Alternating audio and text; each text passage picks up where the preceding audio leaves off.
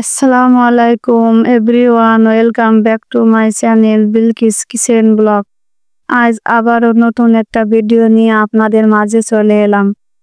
আমার আজকের ভিডিও হলো পেঁয়াজু ভাজা, যেটা ছাড়া রোজার ইফতারিতে জমেই না। পেঁয়াজু ভাজা আর একবারে সহজভাবে কিভাবে পেঁয়াজু ভাজি পারফেক্ট ভাবে বানানো যায় সেটাই আজ আপনাদের মাঝে শেয়ার করবে। তো চলুন দেখে নিই কিভাবে পারফেক্টলি পেঁয়াজু ভাজা করা যায়। দেখে নিন।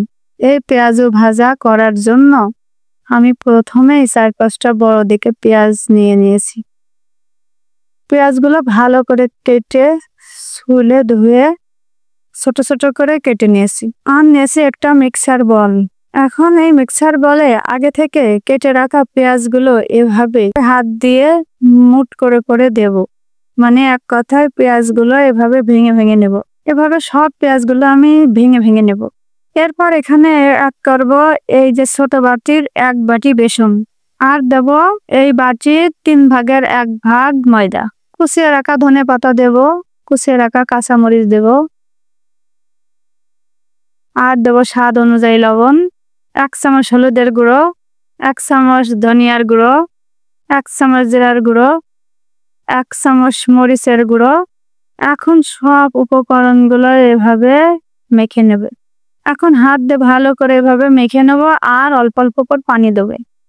একবারে বেশি পানি দেওয়া যাবে না, তাহলে কিন্তু বেশি নরম হয়ে যেতে পারে, তখন কিন্তু আর পেঁয়াজুটা মজা লাগবে না, কিংবা পেঁয়াজুটা ভালো হবে না। এই জন্য অল্প অল্প করে পানি দেব, আর একটা খামির তৈরি করে নেব। কিছুক্ষণ মাখার পরে দেখবেন যে হাতের মধ্যে দলা দলা মতো বেঁধে যাচ্ছে। ঠিক আপনি যখন দলা করবেন, এই যে এইভাবে দলা দলা হয়ে যাবে, তখনই মনে করবেন যে আমার পেঁয়াজুর জন্য এই খামিরটা পারফেক্ট আছে। এখন এভাবে রেখে দেব। এরপর চুলায় চলে যাব। চুলায় আমি আগে থেকে একটা লোহার কড়াই বসিয়ে দিয়েছি। কড়াইতে পরিমাণ মতো তেল দিয়ে দিয়েছি। তেলটা একটু গরম হলেই এই পেঁয়াজগুলো দিয়ে দেবো। এখন তেলটা গরম হয়ে গেছে, এই যে এই খামির থেকে অল্প অল্প করে এভাবে খামির নেব আর তেলের উপরে ছেড়ে দেবে। আপনারা চাইলে আরো ছোট কিংবা আরো বড় করে দিতে পারেন। আমি এই যে ঠিক এই মাপে সবগুলো দিয়ে দেবো। এ পর্যায়ে চুলার আঁচ মিডিয়াম আঁচে রাখতে হবে। বেশি জোরে দিলে উপরে হয়ে যাবে, ভিতরে কাঁচা থাকবে। এই জন্য চুলার আঁচটা মিডিয়ামে রেখে এই পেঁয়াজুটা ভাজতে হবে। এরপর এক পাশ ভালোভাবে একটু হয়ে গেলে এভাবে আস্তে আস্তে উল্টাই দিতে হবে।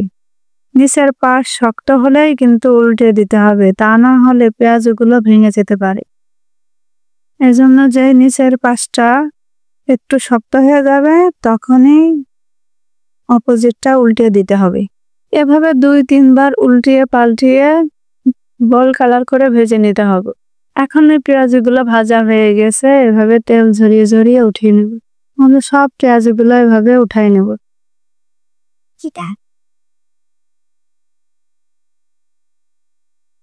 এই যে দেখেন আমার সব পেঁয়াজগুলো ভাজা হয়ে গেছে।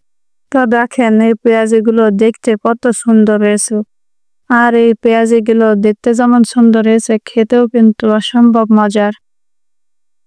আর কতটা কিসমে হয়েছে এই পেঁয়াজুটা, চলুন একটা পেঁয়াজু ভেঙে দেখাই দিই। দেখেন এই পেঁয়াজুটা কতটা কিসমে হয়েছে, কতটা মচমচে হয়েছে, আর ভিতরটা দেখেন, ভিতর আর বাইরে কিন্তু পারফেক্ট ভাবে হয়ে গেছে। আর এই পেঁয়াজুটা দেখতে যেমন সুন্দর, দেখাতে কিন্তু অসম্ভব মজার হয়েছে। তো আশা করি আমার এই পেঁয়াজি ভাজা রেসিপিটি আপনাদের ভালো লেগেছে। আর যদি ভালো লাগে লাইক কমেন্ট দিয়ে আমার চ্যানেলটাকে সাবস্ক্রাইব করে আমার চ্যানেলের পাশেই থেকে যেতে পারেন।